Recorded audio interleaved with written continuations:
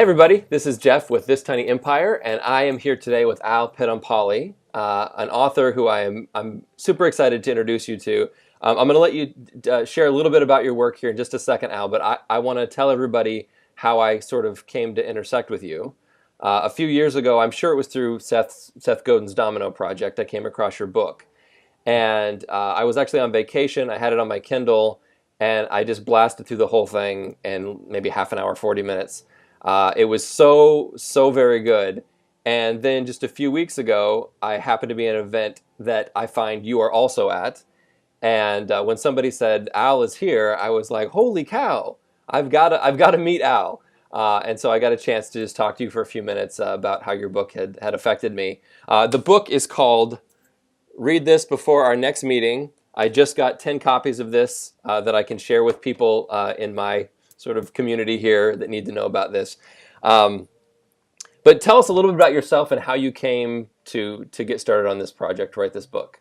Sure. Well, first of all, thanks for having me, Jeff. Yeah. It's a real pleasure to be here. I started out as an IT consultant for Ernst& Young. I was an IT auditor, which is just as interesting as it sounds. But what I would do is I would spend all of my day with clients, Fortune 500 organizations all over the country, and what I found, because I was fairly new at the time, pretty much fresh out of college, that all I was doing all day was having meetings, and not only my own internal meetings, Ernst & Young meetings, but also meetings. I had to contend with the meetings of my clients, and I looked around, and everybody just treated it like it was normal. But to me, this was not normal, because to me, I just could not.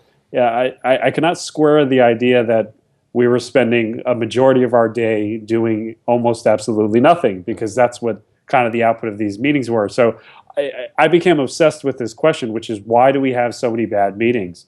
And it just kind of took me on a course for the next 5 years to try to really figure out, what is this problem, what is the cause of it, and how do we fix it? Yeah. So I think most of us, so I own a small printing company, and there's just 5 of us here. So our meeting culture is a little different than a larger organization would be. Right. But even I, in a small business, I totally get exactly what you're talking about. My wife works for a much larger organization, and many of her days are dominated by meetings. And I think we all get the picture of what a dysfunctional meeting looks like. I'm pretty sure that we've all been in that meeting at some point. And we sort of know that something's wrong, but maybe we don't know how to fix it. So what is your vision for what an effective meeting looks like? Well, I can answer that in 2 ways. The first one is, it's a lot easier in a lot of fields. Like, take, for example, medicine.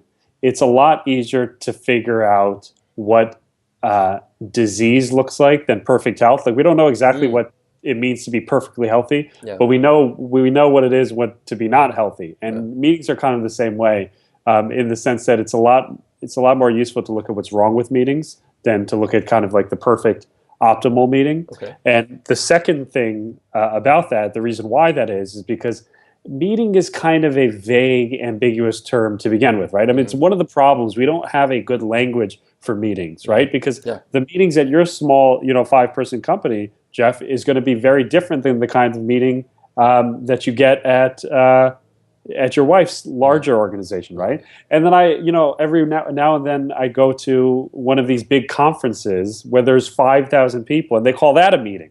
So everything's a meeting. And the idea, the word has been so watered down that we've kind of lost a sense of what the purpose is. And that is really the essence of my work, is really understanding what is the purpose of your meeting, right? What is the purpose of this gathering? I mean, I have some very strong opinions as to what are some of the kind of common good purposes for meetings. But the most fundamental question you need to ask that will lead to an effective meeting is, what is my purpose? Because 9 times out of 10, if you can't answer that question, I mean, with a crystal clear answer, you're going to have an ineffective meeting. Absolutely. And you talk in the book about having a culture where we don't attend meetings that we can't contribute to, that we don't attend meetings simply to just fill a seat. And I get it. I'm with you. And yet I think that a lot of people will read that and say, but how do I do that? What if my boss doesn't get that? How do you think that we go about perhaps pushing that kind of culture forward or establishing that as a norm in our organizations?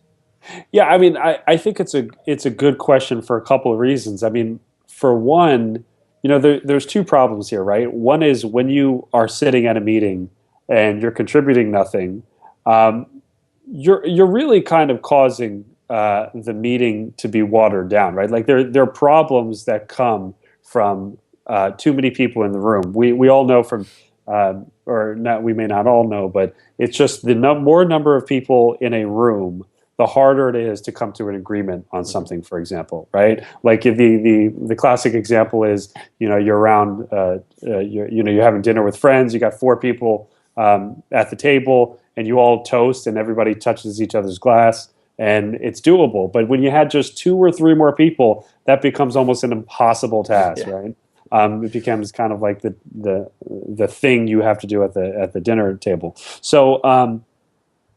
But I think more importantly, the way you want to think about this is we're living in an age, we're living in a time where you really have to own your agenda these days, right? You have to own your own time, right? Because, I mean, it's so important that you can't let others dictate what you're doing every single day. So if you're getting pulled into a meeting, right, and you're being asked to sit, and waste an hour, that's an hour you can't spend delivering value, creating some type of output that could lead to your own personal success, right? And at the end of the day, you're going to get blamed for it. So I think if there's a conversation you can have with your boss and with your supervisors that can start that process, which is not easy, right? I mean, it's going to take some uncomfortable, maybe difficult conversations. That's one of the reasons why I wrote a book, right? So you won't have to necessarily be the bad guy. You can let me be the bad guy. Yeah. So that's one way to do it. But it really comes first from a posture of realizing that, it's not just about making people feel good. I mean, this is your own career. This is your own livelihood. Yeah. You're spending all of your day in meetings. How can you really have time to do the real work? And that's the most important priority. Yeah, absolutely.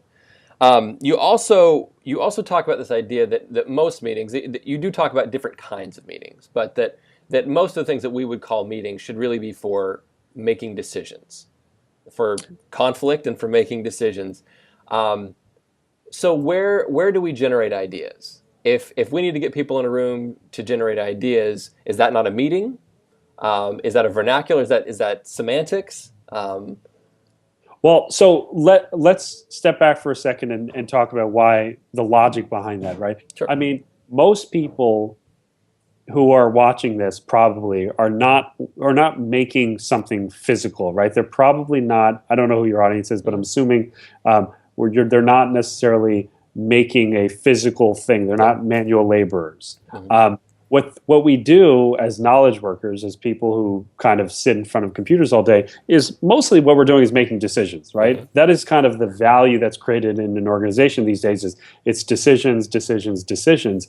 And so if this is the tool, right, this is the gathering tool, the one that we use all the time, why not define it in a way that actually promotes good decisions instead of actually slowing down decisions? And that's what happens so often is meetings end up slowing down decisions, so that way either they're terrible decisions or they just never get made. The question is, how do you actually generate ideas? Well, that's what's so funny is there's so much we can do without the meeting that we've kind of forgotten, because like the first trigger reaction is let's get everybody in the room together. You ever need ideas, right? Yeah. We are living in a communication revolution, right? There's so many ways to communicate. You can email somebody to get their input. You can have I call it one-on-one conversation, which is not a meeting. It's just a one-on-one, face-to-face or phone call conversation with somebody. You don't have to interrupt everyone. I call meetings a weapon of mass interruption, just to generate some ideas, right? The meeting should be for a very specific reason. Now, the exception I make, which I think is a very important exception, is a brainstorming session. It turns out a brainstorming session is a really good use, especially when you have an important decision to make and you really want some really good ideas. It could really benefit the group and the organization and the team to get everybody in a room together and basically come up with lots of ideas. But that is not a meeting. It's critical to understand that brainstorms should not feel like a meeting. They should not sound like a meeting. And if they do, you're doing it wrong. Because brainstorms are all about imagination. They're about creating possibilities. Meetings are usually about coming to decisions, deleting options, that kind of thing.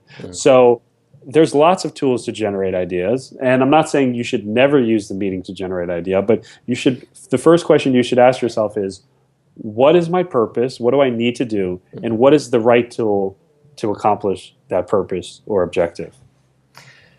So for somebody who perhaps is not in a leadership role in an organization, aside from taking 20 copies of this and dropping it on every supervisor's desk, which may be a little bit too blunt, what are ways that we within an organization can start pushing this forward when we're not necessarily responsible for the meeting? Perhaps the way we conduct ourselves in the meeting, the questions we ask. What are some tools we can use to promote this kind of culture when we're not necessarily steering the ship?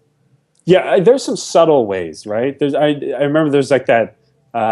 There's like this cookbook or something. It's like I think it's Jerry Seinfeld's wife. She had this cookbook. It's called like stealth cooking, where you like put spinach inside of like other meals just to get kids to eat vegetables. There's a way to be a little bit more stealthy about this. And like one way you can do it, for example, with your boss, you don't want to give direct feedback and tell him or her, your meetings are terrible. If you don't necessarily have the guts or the stupidity to do that, there are ways to do it. I mean, one of the things I advise people to do is to just play dumb. Is to be the stupid one, and kind of like when you get a meeting invite from somebody, kind of pull them aside or send them an email or pick up the phone and say, hey, I was just curious. I didn't really get what I'm supposed to do to prepare here, or kind of like what we're going to be doing, and I want to make sure I'm really prepared. So can you give me a sense of what exactly this meeting is going to be about? And what you're going to find, which is amazing, is this is like the first time he's ever had to confront this question. Defining that. So just the process of him having to respond is going to make him to have to think about this, and he'd be like, you know what? Oh, I know. It's because of this, not that, and this, not that. And what you're doing is you're actually helping him or her clarify what the purpose of the meeting is, and you're doing it in kind of an indirect way. You can get actually very good at this. I mean, it's something where, bosses manage you, but you can really learn to manage your boss in this way if you do it in a kind of an indirect and diplomatic way. Yeah, I have 3 employees who are very good at managing their boss. Right. And the best way to do it is just to be explicit about it. I mean, I'm not a favor of these stealth ways. I mean, I think the best thing to do is just to be honest. Even just going to your boss and say, hey, I just read this great book that has taught me a couple of different ways about running meetings, about thinking about meetings. Do you mind if I just give you a couple suggestions here or there? Yeah. I can see how for some bosses that could be hard to swallow, but most people, I think there's a way you can do it in a way that actually helps and does not damage their ego. Yeah. So, well, I think that meetings are kind of like customer service. They're so universally bad that it's not like you're calling any one person out because you're the one guy that did meetings bad. Right. So many people are doing them badly that it's not. Hopefully, it's not that specific. It's like hey, we see this everywhere. This is a great book. So I definitely would recommend anyone who is in charge of meetings or attends meetings or wants to attend fewer meetings to pick this book up. And how can people get in touch with you if they want more information? Website, that kind of stuff. Where should I send people? Yeah, my website is modernmeetingstandard.com. Okay. And actually right now I'm doing a weekly free webinar series. They're 12-minute webinars. Each week I teach a different leadership skill, usually around meetings, but around decision-making, communication. So sign up on my blog and we'll send you more information about that. Cool. That's wonderful. Thank you so much for your time, Al. I really appreciate it. All right, Jeff. Thanks for having me. Have a great day.